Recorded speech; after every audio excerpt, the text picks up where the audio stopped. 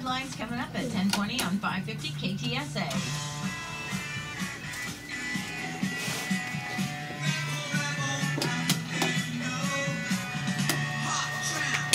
Here we have the close-up establishing shot. KTSA News Time, 10:09. Good morning. It is Friday, April 15th, 2011. It's Fiesta Friday. It's Battle of Flowers. It's payday. It's the Ides of April. It's Gang of Four. The weekend starts right now. We're going to meet the gang. We're going to kick around the big news stories of the morning and the week. You can jump in anytime at 599-5555. Vote in the JR poll. Later on today, the whole issue of taxing internet commerce, e-commerce, is again raising its ugly head. We'll talk about what's going on with that, how much closer we are to the day when it won't be such a deal to buy things on the internet. And also, coming up, we'll have some Taylor trash. Our producer Taylor right now, though, running the camera, running the shots for Gang of Four's video podcast on our gang today. And boy, what a shot she is. I got to medal up for the video. She is medaled up. You talk heavy metal. Cathey Meyer is here. Cathey, how you doing? Viva Fiesta. Good morning, Aunt Jeannie and Uncle Bill. I promise I'll call. You are, how many? I don't even know how many. I don't know. This is the first year I've only worn the medals I actually collected that year. So these are all current. These are all medals. 2011 medals. Very cool. You might have, I hate to say this, is she here yet? You might have more medals than Elizabeth Ruiz. Well, probably I've never not. seen that. She's the queen of Fiesta. That's what I thought, but look at this. And Well, she has a sash. You've got them like on a lanyard around your neck. The neck. sash gave me neck problems. I understand. I had to go to the tie down. Exactly. All right, so you're a middle school English teacher. How's the year going? Well, if I can hold on for 6 more weeks, it'll have gone very well. All right, good. And how is your job? Is your job going to be all right? My job is secure, but I've been around for 100 years, and the worst that can happen is I'll shift schools. You get such a fascinating story too. I'm always fascinated. When I met Cathey, she was in the FBI.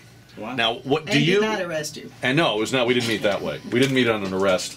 Do you ever miss that work? I don't miss working 7 days a week. I don't miss chasing bad guys. I always tell people say, why on earth did you leave that job? And I say, no one ever thanked me for arresting them. Yeah. But I've had plenty So it's not as cool as we think it is. I've had plenty of people thank me for being their English teacher. All right. Well, there you go. That's a nice way to look at it. Yeah. So Cathey Meyer is here today. Mario Ochoa started his own PR firm, how long ago now? 18 January months? of 2010. Okay, so almost 18 months. So almost 18 You're months, doing yeah. great. Yeah, we're doing you very and Tanya well. Sammis, and you guys are doing great. Yeah, doing great. We've been in and out of San Antonio over the last couple of weeks working with clients in Chicago and in Houston. And, Look at you going nationwide. I know. It's been a hell of a ride, but I'm here in San Antonio. I'm trying to get in the Fiesta spirit. You're like the Mad Men guy to me. Yeah, he has that look. Doesn't he have that look? Well, Very much so. Thanks. It's good. Don Decker. Yeah, it's good to be here.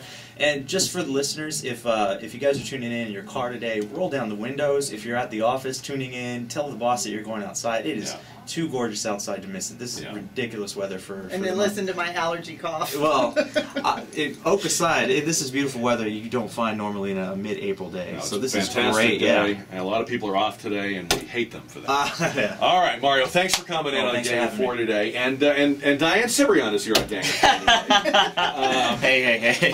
Let me tell you the story here. Yesterday, I'm on the air. I'm giving this show a big build-up. I am going on and on about how great Gang of Four is going to be because I'm just thinking, Diane Cibrian on Gang of Four. I mean, how do you top that? A can of Red Bull and a pantsuit. How do you top that? And the minute I turn the mic off to take a break, Taylor comes in with his funeral face and says, she just called and she can't do it. So Michael Shakelford is here, and we don't mean to make Michael feel bad, but you were supposed to be Diane Cibrian. Yeah, well, I'm pretty close to her. She's my godmother. I know you guys are very tight. Yeah, she's my godmother. That explains the colorful shirt. It's a complex thing.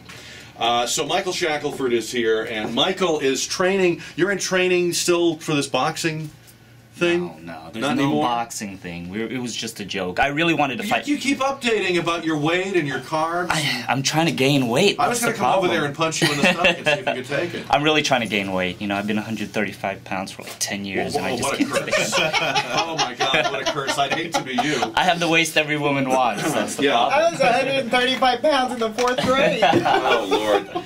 All right, so what do you do to gain weight? Give us some tips. You know, I'm eating a lot, but the problem is Wait, let me write that down. Eating Here, a lot. there's some food right there. Playing basketball. But that's killing me. That's not the working. cardio. Yeah, it's not Here's what working you need to do. Here's my plan. Eat a lot, don't play basketball.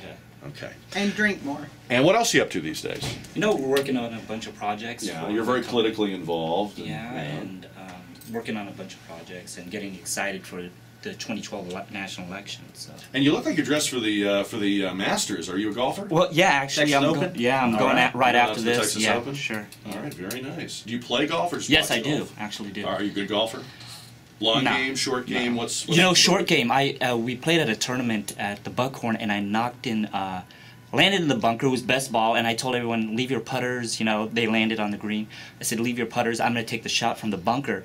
And I made both shots in one tournament. It was amazing. If I ever did that, I'd never play golf again. I'd retire from golf right then and there. All right, so Michael Shakelford, Mario Ochoa, Cathey Meyer, and Diane Cibrian's with us in spirit. What do you guys think about the Donald? Is this for real, or is this just Mario masterful public relations? This is masterful public relations, and that he made that announcement at the end of his Celebrity Apprentice program was a stroke of brilliance. I think he gives the Republican Party at this point someone to generate buzz. You know, from all indications, it looks like the field of candidates is not very deep for the political party in 2012. So I think Donald gives them a bit of buzz. But here's the thing: if he actually sees this through and actually announces his candidacy for the Republican Party, I don't think he personally could stand up to the scrutiny that comes with that position.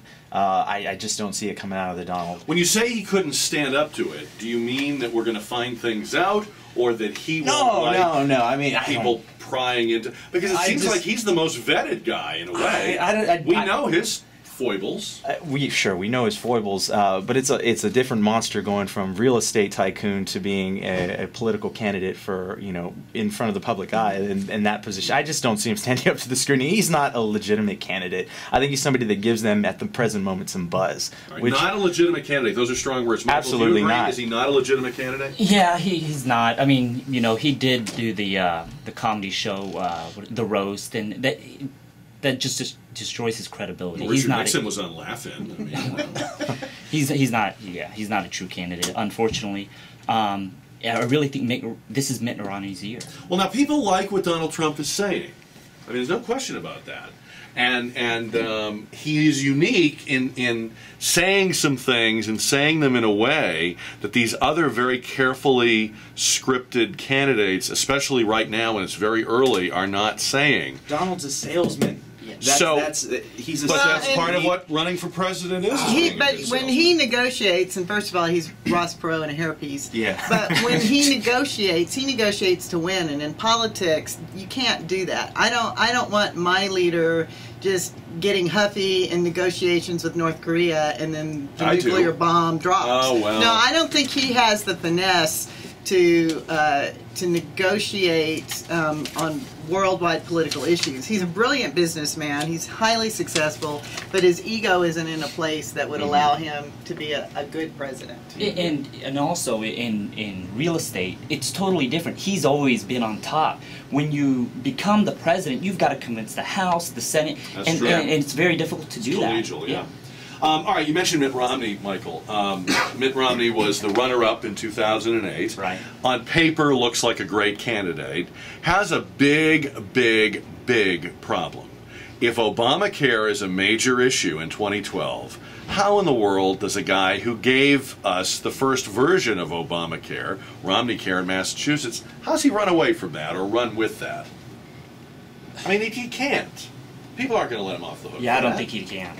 I don't think he can. But what I think he can do is propose new policy that would that's different from Obama's, and show them how he was able to make it work in Massachusetts. Because it's ironic, he's probably the presidential candidate who knows the most about healthcare policy and how the system works. He's got the business background that people so like about Donald Trump. I mean, he is Donald Trump in that respect. But, geez, I don't see any way. I think this is not a year for retreads and reruns. And I think a guy that is associated with mandating the ownership of individual insurance policies, you know, I don't know, Cathey. I think that's and that's a done Massachusetts deal. is a small state compared to a nationwide issue. And when you look at the issues of Texas and California and health care for illegal immigrants, and when you start having people dying in hospital emergency rooms because they can't get the paperwork right, that's a whole different ballgame than just saying he made it work in Massachusetts. He's saying, this is what he's now saying about it, he's saying that he takes the federalist point of view, which is that the states are all laboratories of experimentation and innovation. He's, you know, this is what Massachusetts wanted at the time, so we did it. I don't think it's the right answer for the other states necessarily. We should free them from Obamacare so they can find their own reforms and solutions. That would be great to say if he wasn't associated so closely with mandating that you have health insurance. It sounds like he's backpedaling. Big time. Yeah. You know, in refusing to take accountability for his role in Obamacare, which is... I mean, the Obamacare people came out and said he inspired us. This is where we got the idea. Yeah, so he's doing a lot of backpedaling, trying to figure out a way to get out of this, and yeah. So who's the guy? I mean, one of you said it's a shallow field. That's putting it nicely. It's a puddle. Yeah. Where do you? Who do they? Is the person even there yet? Is the person even in the running? Well, somebody yet? should have been out I'd like long to see before Bobby now. Jindal jump in. I'm just really fascinated with this guy. He seems to have really slammed the door shut. The governor of Louisiana. Yeah. He's definitely not in it. But well, but I'd the really like to see VP him. position somewhere in there, I think he's a really sharp man. I think he doesn't have a lot of practice in national exposure, and he doesn't. He didn't have the machine behind him to elevate him where he needs to be now. But I think he has the potential there. I agree, Michael. If Donald Trump keeps his promise to run as an independent after failing to get the Republican nomination, which, by the way, should make Republicans think twice, because it seems like one of the prerequisites of being a Republican candidate is that you're a Republican. But anyway, if he does that, one of you said, here we go with Perot again, do we get the same outcome? Do we get Barack Obama with a split opposition and able to win the election with perhaps a plurality of the majority Well, I just hope we vote? get more pie charts and bar charts and Saturday Night Live skits out of it. Yeah. You know, it's funny that you bring But up does he Perot. hand it to Obama? Does an independent Trump run hand it to Obama? I think it does. Unless there's I some think major... So. Yeah, I would think so. Yeah, I was thinking about it earlier. You brought up Perot, and growing up, I think Perot ran, what was it, 92? 92 and 96. 92 and 96. Well, my household was a Perot household.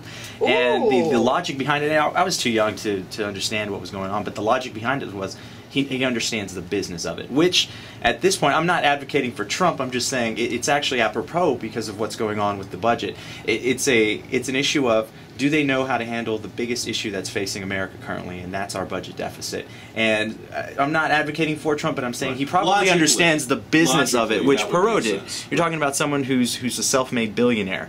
Somebody who probably understands the process of expenses versus revenue, and that's essentially what's happening. Which kind of makes it, there's sex appeal there because it's what's happening today. It was a different time in the 90s. I mean, we knew that Perot had that business acumen. Yeah. I'm not sure we thought that was the most important thing. Sure. Now, yeah. I think people would put that much higher up the list, if not the top of the list. So if you take somebody who's not kind of kooky like Ross Perot was, or colorful as Donald Trump is. Yeah, I mean, I think that mix of skills is now the #1 thing we're actually and nobody's talked war. I mean, it's not like Afghanistan and all the issues politically are going to go away. And Trump hasn't taken a stand. He hasn't. He said he wouldn't have done Libya. Would not have, and he would be out of Iraq and Afghanistan. Obama would not have either. It's just he inherited that, and there's a lot that Trump will inherit Libya. Libya's his. there's a lot that Trump will inherit that he didn't, that was not in his business plan, and that's my concern. Is when he's off his business plan, what's he going to do? I mean, if you remember back when he was trying to acquire that land in Scotland for the golf course, and really he just goes in and mows over people and buys them out. Yeah. And you can't do that in politics.